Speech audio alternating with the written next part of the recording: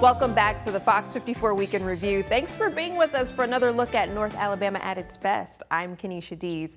This week, we take a walk down memory lane with Sonny Hereford IV. He and his family mark an important milestone in Huntsville and civil rights history. We'll explore how having a true joy in teaching can rub off on your students as we crown another Fox 54 top teacher.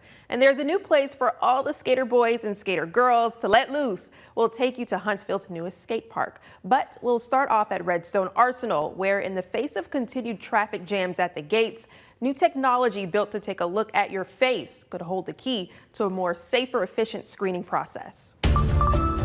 Facial recognition playing a key role to improve traffic flow at the Redstone Arsenal. Our Ken McCoy has the details on just how. If you've been on the Arsenal, getting inside can be a headache. Anytime you have to actually stop the car, check an ID, and then that car getting back up to speed to get back into the flow of traffic, that increases the amount of time to process. But new technology is hoping to fix that. Redstone was selected to test and pilot a facial recognition and a radio frequency identification capabilities associated with the automated installation entry. Currently, we only have facial recognition at 3 lanes, and only at Gate 1 and Gate 9. The RFID process, started back in 2021, allows access with just a simple card. This allowed them to simply place the card on the dash of their vehicle. As they drove through, the system would register that, and they didn't actually have to stop. The guard would be presented with information on a screen. So what's the benefit of facial recognition? What facial recognition does for us is it still gives us that capability through AIE to conduct all the background checks, allows us to keep that traffic flowing while still maintaining the security and the safety that we need to do for those people that live, work, and play here on the installation.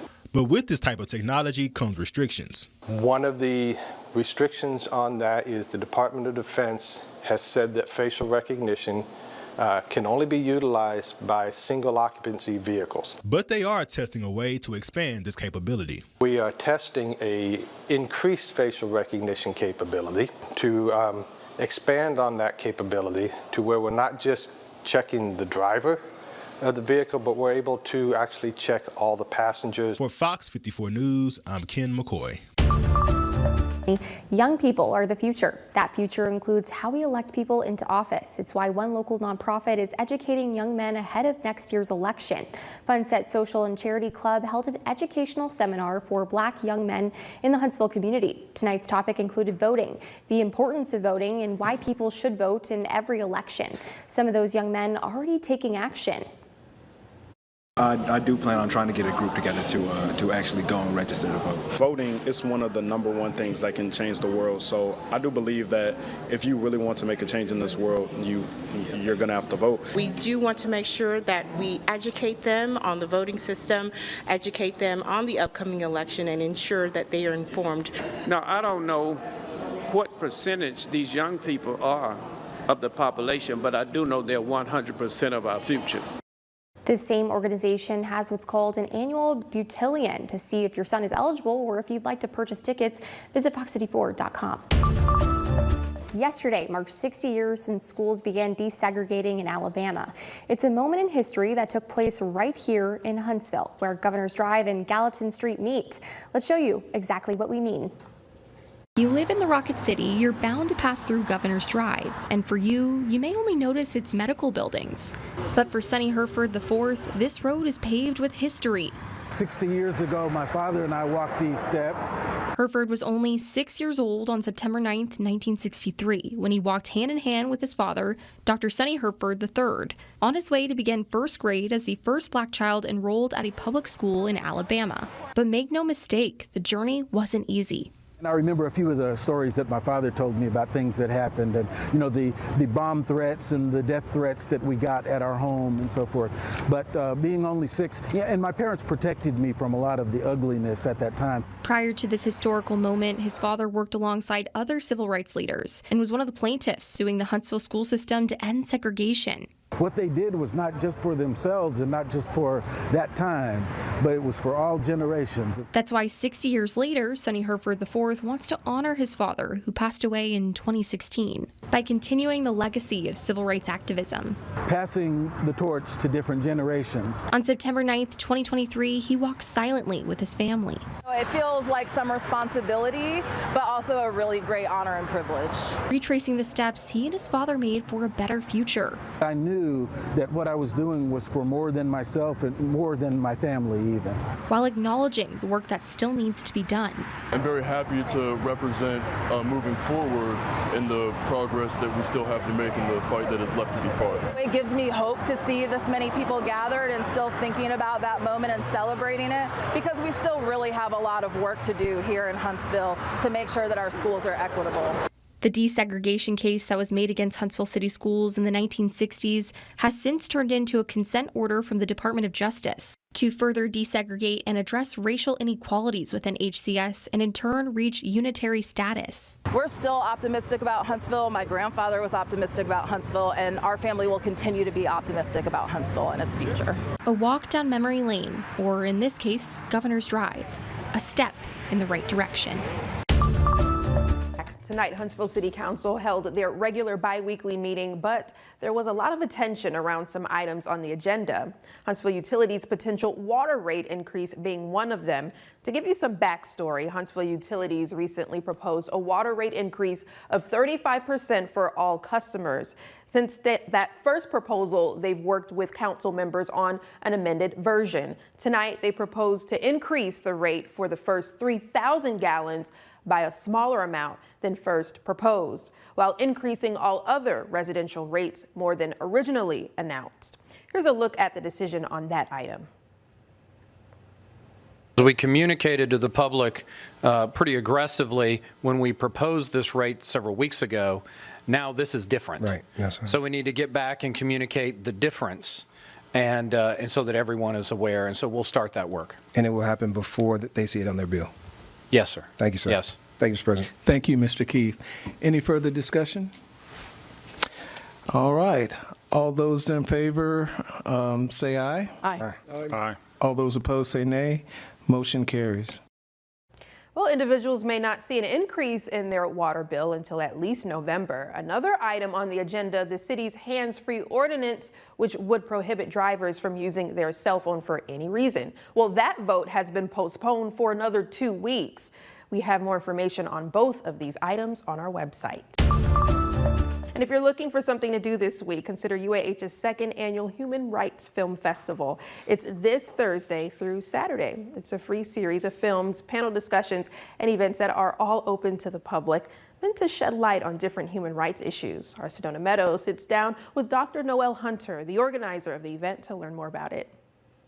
So Dr. Hunter, tell me, this is the second annual one. So I guess kind of walk me through the history of this event and where did it come from? Well, so last year there were a group of committed community advocates, including myself, some other colleagues that I work with at the University of Alabama in Huntsville, and some members of our really strong social justice community here. And I posed the idea to them, let's have a new way to illustrate some of the challenges in our community and the opportunities for our community to come together and rally to help solve human rights problems. And so in 2022, we hosted the first Huntsville Human Rights Film Festival, and our focus was on social justice and environmental justice. Tell me a little bit more about this year's theme. What can people expect when they, attend this? This year's theme is Community Health is a Human Right, and we are looking at 4 intersecting areas.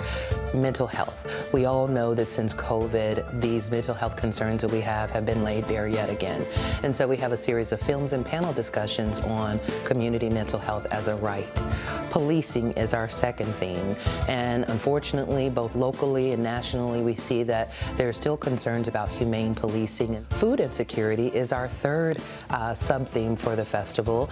And we believe that America and even our area just has so much abundance that no one should be going hungry. hungry. And then the fourth sub-theme is environmental health. And this one is exciting because we have Southern Exposure Films that is just going to take over a whole track of the festival main day. And they'll be showing a series of films and documentaries and panels on our drinking water, our ecosystem, and Alabama's waterways. Our signature guest for this festival is named Chris Blue. He is the season 12 winner on The Voice Extraordinary Artist. He has an unreleased song called Rose Petals, and it's a tribute to the love and social justice movement. Who do you want to be here, to be at this? So this is for anyone who is interested in social justice, anyone who is interested in helping our citizens to be free of mental health challenges. What are you hoping people who attend this walk away with? We want anyone who's coming to this festival to be further and deeply connected to our community. Huntsville is an incredible place, and it's on the ascendancy, and we firmly believe that if we can handle and challenge and even solve some of the human rights challenges we have now, there's nothing stopping us from becoming that 23rd century city that I think we're on track to be. Governor Ivey stopped by Martin Luther King Jr. Elementary School to encourage some students and share her love for reading. The visit comes as part of Governor Ivey's Turnaround School initiative that started in 2022. It was designed to transform low-performing schools and provide much-needed resources. Governor Ivey shares her thoughts on the process. The schools are making progress, and we focused on each one of them. There's no one-size-fits-all solution, so we've tried to tailor-make resources fitted to every school's needs. So this school's making progress too. Now, Fox 54 Top Teacher, sponsored by Calhoun Community College. We meet a teacher, a geometry teacher, who is considered by one student, in her words, quote, our school mom. It's what was submitted in the nomination. Her name is Martisha Gray from Sparkman 9th grade school, and she is Fox 54's top teacher for this week. I just feel like anyone can learn math. For Martisha Gray. All right, what about if I have a right triangle? Teaching 9th grade geometry is more than numbers. I just love math, and I love teaching. It's a fun job, it is. I could tell you a story every day. Entertaining, never a dull moment. I love it, I really do. And one of her students loves it too. Math has always actually been my favorite subject. Ryan Linton says having Gray as a teacher makes learning math even better. I just love math in general, always made it a bit easier, but then having a good teacher on top of liking the subject just makes it a wonderful class, just makes it easy. Principal Marcia McCants says Gray applies the numbers and the formulas to real-life situations. She may talk about activities outside of school that they're interested in, and then a lot of times she's familiar with their family and their friends, all because she just fosters those positive relationships. And the positive relationships she creates are factored around making a connection. And it's just all about the approach. Every student is different, and if I can find that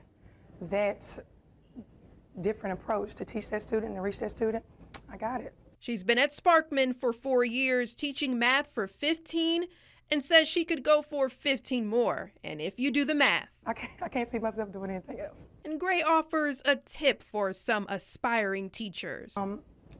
Make sure it's a passion. Make sure you have a love for children, because you're more than just a teacher, I'll tell you that. And so if that is your calling, do it. You'll know if it's for you. You'll know.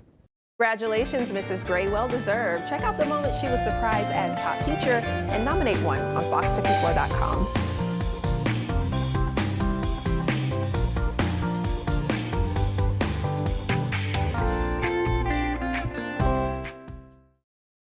Get Fox 54 Plus for Roku and Fire TV. Watch local newscasts live or on your schedule, plus exclusive specials like Weekend Review, a recap of the week's top stories. Fox 54 Plus, live, local, and always on. Let's play Name That Tune. That's my guess. I think that's a Hanson song. Yeah.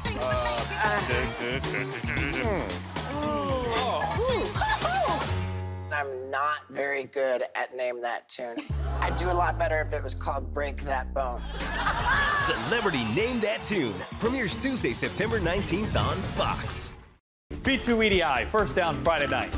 It's everything high school football every Friday night. The highlights, the bands, and oh yes, the fans. Fox 54 Sports has the Tennessee Valley covered. We're bringing you the latest scores, all the big plays, touchdowns, and much, much more. We are your home team for high school football. Watch B2EDI First Down Friday night on Fox 54. Sponsored by Whataburger, your community health mart pharmacy, and Regenesis. If you love a good bargain, Huntsville just welcomed Lowe's Outlet today. The grand opening was this morning with an on-brand board cutting ceremony, a Lowe's tradition for more than 60 years. This new location on University Drive offers up to 70% off top brand appliances, patio furniture, grills, and other goods. The store has new to minor or moderately damaged items or discontinued items that you wouldn't find at a regular Lowe's. Becoming a business owner is no easy task, and for HBCU students, the task can be much harder. That's where we start. I'm Kenesha Dees. Our Ken McCoy spoke with Allie on a unique opportunity they're giving students. Of course, we recognize such tremendous talent that they have, but we also recognize that HBCU students also carry more student loan debt than your average student. And opportunities for career advancement aren't easy to get. So for us, it was an opportunity to really lean into the diversity and inclusion in the collegiate space, and to provide an opportunity and open a door for students that are at HBCUs that may otherwise not have that opportunity. Ally is hosting its 5th annual Moguls in the Making HBCU entrepreneurial competition with 16 HBCUs, including Alabama A&M University. Moguls in the Making is a business pitch competition that we do in collaboration with the Thurgood Marshall College Fund.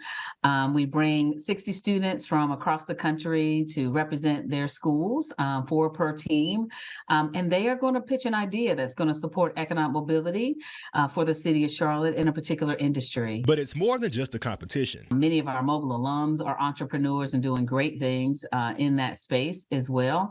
And so for us, listen, we also knew and had the statistic around the lack of African Americans that are venture capitalists.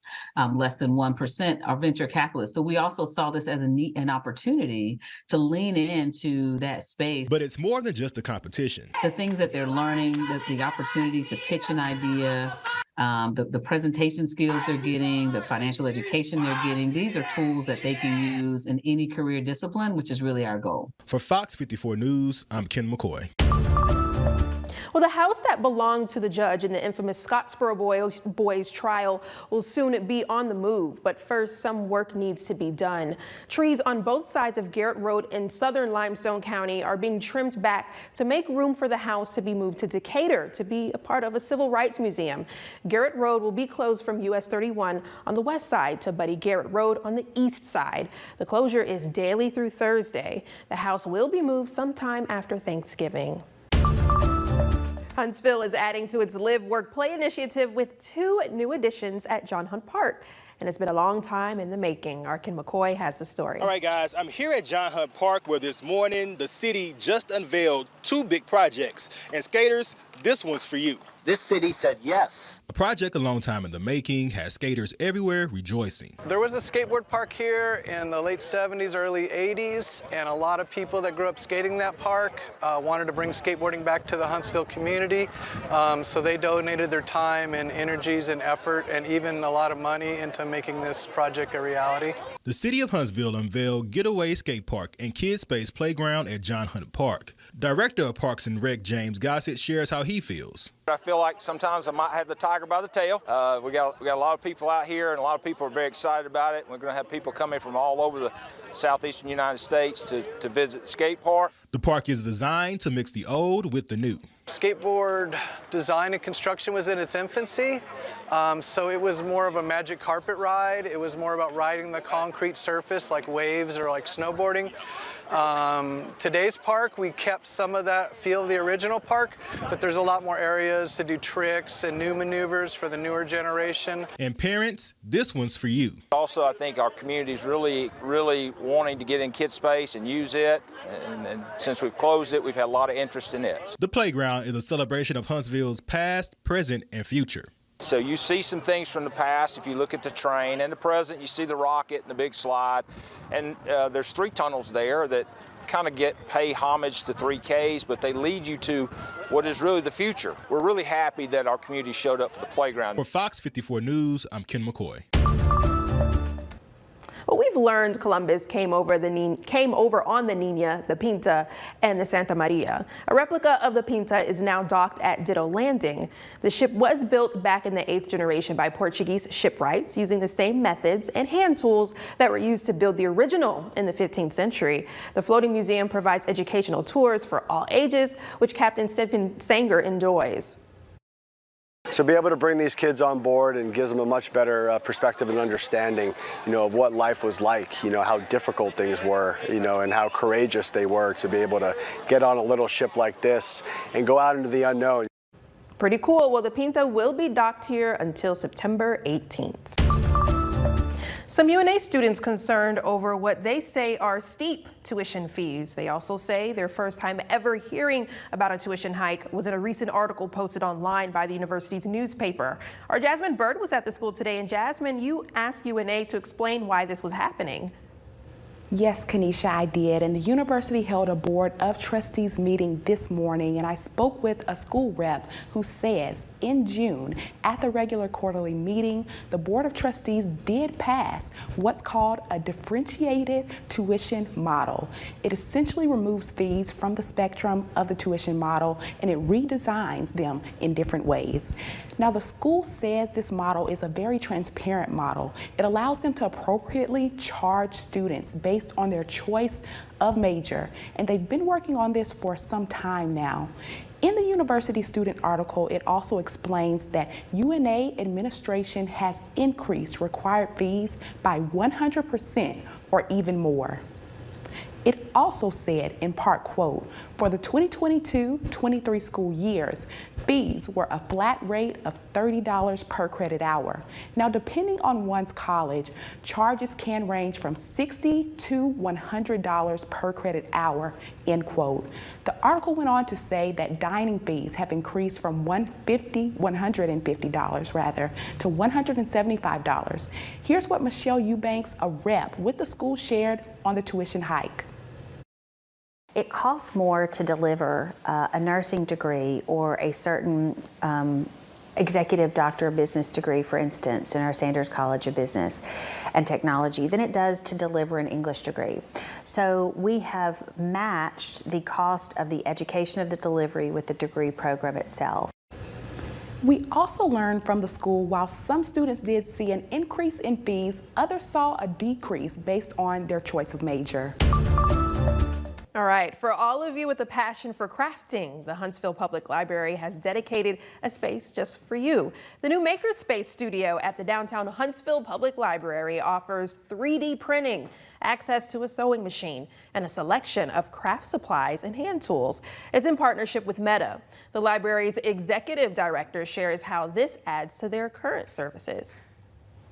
So having space here where people can come and explore and do new things that they might not have opportunity to do at home, or just to try out new equipment that they may not have tried before, just adds value to what we offer at the library.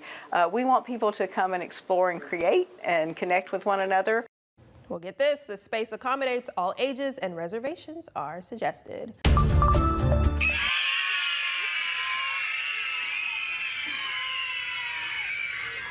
The kids at Spark Academy at Coward Elementary got a special visit from FOX54's. You see her there, very own meteorologist Emily Owen. Emily met with third graders to teach them how the weather works and what the day-to-day life of a meteorologist looks like.